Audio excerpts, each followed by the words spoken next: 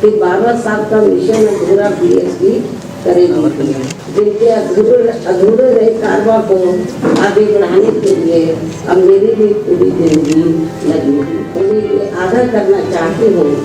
BSP के विशेषकर दलित base vote को कमजोर करने व उसे तोड़ने के लिए अब यहाँ कांग्रेस, बीजेपी, सपा व अन्य जातिवादी पार्टियां भी आए दिन किस्म के साम दाम दंड भेद आदि अनेकों हथकंडे इस्तेमाल कर रही। और अब कांग्रेस पार्टी को सही समय पर आने पर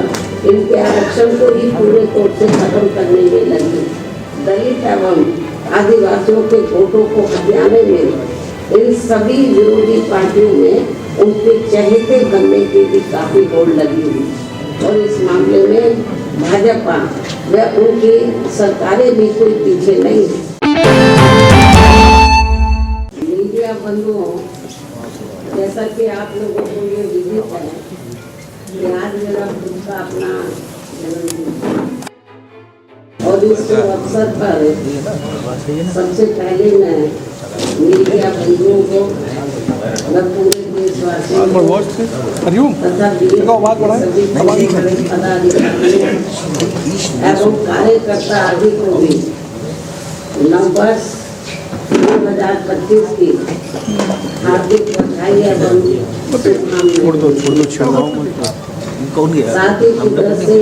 ये भी कामना करती हूँ कि अपने देश में ये नववर्ष इन सभी की जिंदगी में खूब खुशहाली व तरक्की।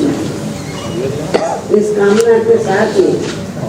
अब मैं अपने जन्मदिन के संबंध में ये कहना चाहूँगी कि नव वर्ष के पहले महीने में ही अर्थात आज के ही दिन दिनांक 15 जनवरी को पूरे देश भर में पार्टी के लोग मेरा जन्मदिन विशेषकर इसे जन कल्याणकारी दिवस पीपल्स वेलफेयर डे के रूप में मनाते हैं। और इस दौरान उन जन कल्याणकारी योजनाओं के बारे में अपने लोगों को बताते हैं जिन्हें यहाँ यूपी में 4 बार मेरे नेतृत्व में रही बीएसपी की सरकार में शुरू व लागू भी किया गया, जिनसे फिर यूपी के खासकर गरीबों, दलितों, आदिवासियों, पिछड़े वर्गों, मुस्लिम व अन्य अकलियतों की स्थिति में काफी कुछ बदलाव भी आया है, सुधार भी आया है। और अब उन योजनाओं की देश में दूसरी पार्टियों की राज्य सरकारें भी काफी नकल कर रही हैं, लेकिन इन लोगों के प्रति उनकी नीति व नीयत साफ नहीं होने की वजह से फिर ये सरकारें इन्हें कोई विशेष लाभ नहीं दे पाई। इतना ही नहीं बल्कि मेरी सरकार द्वारा यहाँ मजदूरों, बेरोजगारों, किसानों, व्यापारियों व अन्य मेहनतकश लोगों के साथ में छात्रों,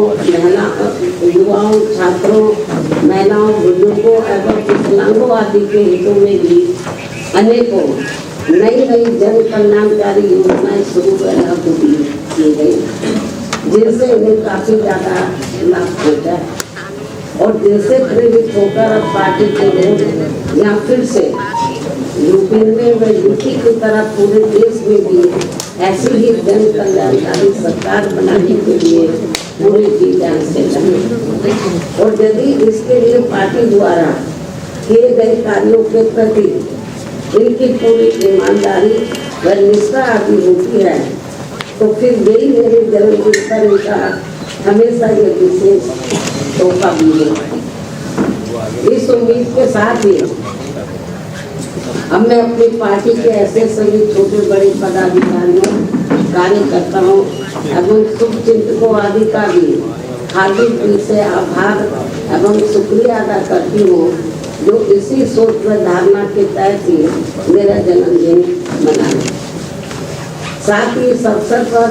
परम पूज्य बाबा साहब डॉक्टर भीमराव अम्बेडकर एवं मान्यवर श्री काशीराम जी के कार्यों को आगे बढ़ाने के लिए बीएसपी को पूरे तन मन धन से सहयोग करने का अपना संकल्प भी दोहरा रहे हैं। और अब उनका बढ़ चढ़कर यही नारा है जो आज के दिन जो वो लोग नारा लगा रहे हैं, मेरा जन्मदिन मनाने के मौके पर वो नारा लगा रहे हैं कि बाबा साहब का मिशन अधूरा बीएसपी करेगी। मान्य करेगी पूरा, खूब नारे लगा रहे हैं। जो बड़े बड़े पूंजीपति हो वह धरना सिर्फ उनके धन बल पर नहीं, बल्कि बहुजन समाज के गरीब एवं अन्य स्वाभिमानी मेहनत कर समाज के लोगों के खून पसीने की कमाई के अंशदान से ही पूरा। ये नारा तो बनाने है, नारा लगाने से काम नहीं करेगा, तो उसके लिए उनको हर क्षेत्र में अपर्स भी करना है। इसके साथ ही अब मैं अपने जन्मदिन के इस खास मौके पर भी देश में विशेषकर अनुसूचित जाति, जनजाति एवं अन्य पिछड़े वर्गों में समय समय पर जन्मे अपने उन सभी महान संतों, गुरुओं व महापुरुषों में भी खासकर महात्मा ज्योतिबा फुले, श्री छत्रपति शाहू जी महाराज, श्री नारायण गुरु, परम पूज्य बाबा साहब डॉक्टर भीमराव अम्बेडकर एवं मान्यवर श्री कांशीराम जी आदि को भी पूरे तय दिल से नमन एवं आदर सत्कार करती हूँ, जिन्होंने अपनी पूरी जिंदगी इन वर्गों के लोगों को अपने पैरों पर खड़ा करने के लिए समर्पित किए, जिनके अधूरे रहे कारवा को आगे बढ़ाने के लिए अब मेरी भी पूरी जिंदगी लगी हुई, जिससे प्रभावित होकर ही मान्यवर श्री कांशीराम जी के पीछे से ही पूरे देश में पार्टी के लोग आज के दिन अर्थात हर वर्ष 15 जनवरी को मेरा जन्मदिन काफी उत्साह के साथ वैसे प्रेरणा एवं जन कल्याणकारी दिवस के रूप में बहुत ही गर्व व हर्ष के साथ मनाते हैं। और इस बार भी ये लोग मेरे 69वें जन्मदिन को हमेशा की तरह इसे मिशनरी भावना से जन कल्याणकारी दिवस के रूप में मनाए, जिनकी मैं पूरे तय दिल से आभारी भी हूँ। और इस मौके पर मैं भी अपनी जिम्मेवारी एवं दायित्व को समझते हुए व निभाते हुए अपनी पार्टी व मूवमेंट के हित में पार्टी के लोगों को हमेशा की तरह इस बार भी सावधानी के तौर पर उन्हें ये आगाह करना चाहती हूँ कि पिछले कुछ वर्षों से बीएसपी के विशेषकर दलित बेस वोट को कमजोर करने व उसे तोड़ने के लिए अब यहाँ कांग्रेस, बीजेपी, सपा व अन्य जातिवादी पार्टियां भी आए दिन किस्म के साम, दाम, दंड भेद आदि अनेकों हथकंडे इस्तेमाल कर रही है, जिनसे इन्हें कदम कदम पर जरूर सावधान रहना है। हालांकि इस मामले में मैं भी इन्हें समय समय पर काफी सचेत करती रहती हूँ, वरना ये सभी जातिवादी पार्टियां इन्हें कभी भी सत्ता में आसीन नहीं होने देंगी। और इसके बिना इन्हें बाबा साहब डॉक्टर भीमराव अम्बेडकर के अथक प्रयासों से भारतीय संविधान में मिले कानूनी अधिकारों का सही से पूरा लाभ नहीं मिल सकता है। खासकर सरकारी नौकरियों में तो इनके आरक्षण को इन्होंने कोर्ट कचहरी की आड़ में काफी हद तक निष्प्रभावी भी बना दिया है। इतना ही नहीं बल्कि SC/ST के साथ साथ OBC वर्गों के लोगों को भी आरक्षण एवं अन्य कानूनी अधिकारों का अभी भी इन्हें पूरा लाभ नहीं दिया जा रहा है। और अब कांग्रेस पार्टी तो सही समय पर आने पर इनके आरक्षण को ही पूरे तौर से खत्म करने में लगी, जिसका ये ऐलान भी कर चुके हैं। ऐसे में कदम कदम पर कांग्रेसी नेताओं द्वारा संविधान को दिखाना व नीले कपड़े आदि पहनकर किस्म की नाटकबाजी करना, ये सब यहाँ दलितों एवं अन्य उपेक्षित वर्गों के साथ इनका छलावा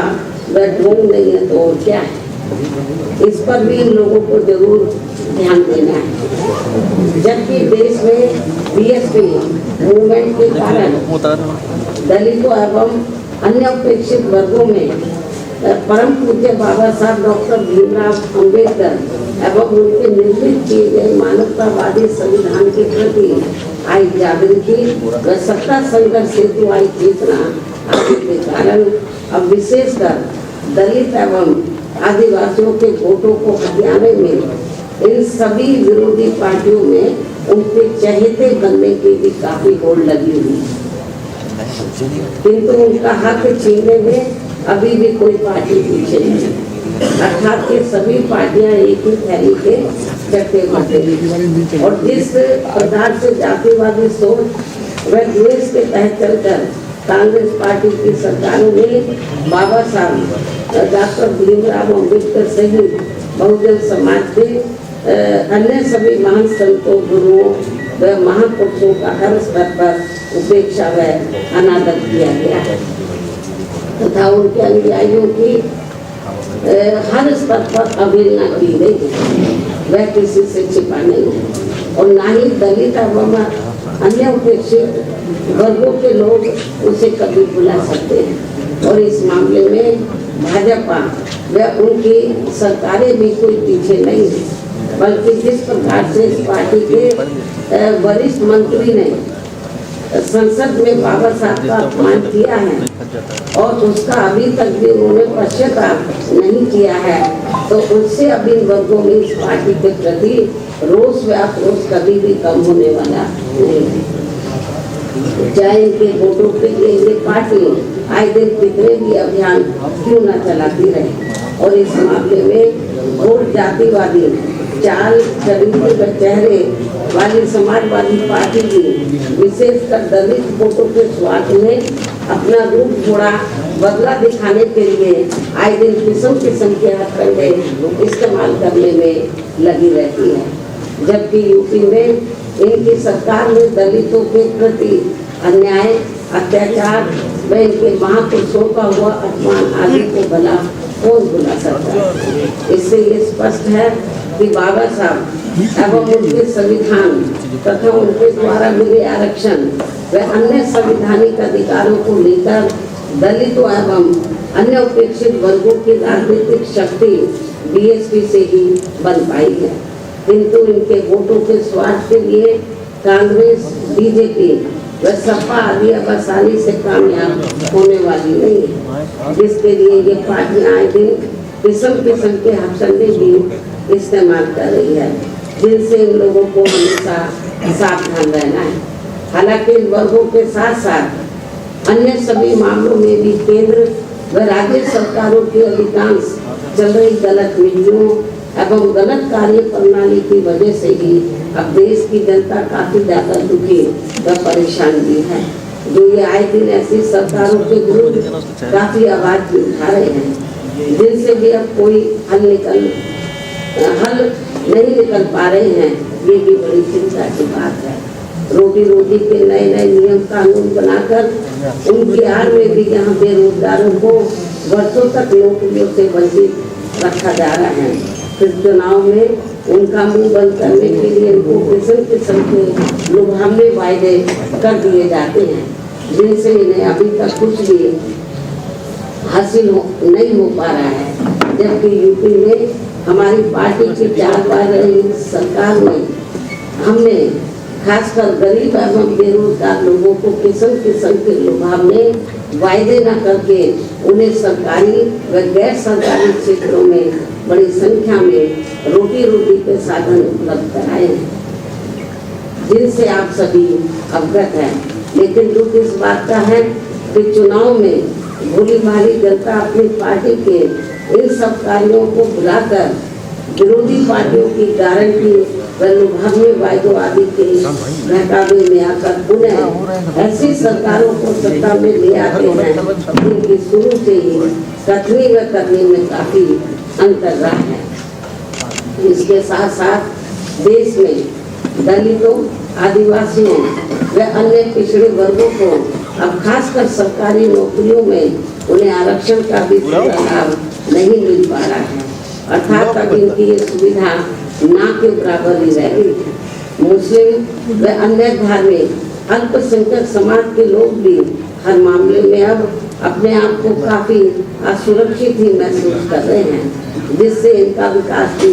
रुका हुआ है। केंद्र व राज्य सरकारों की भी गलत आर्थिक नीतियों के कारण आए दिन देश में गरीबी,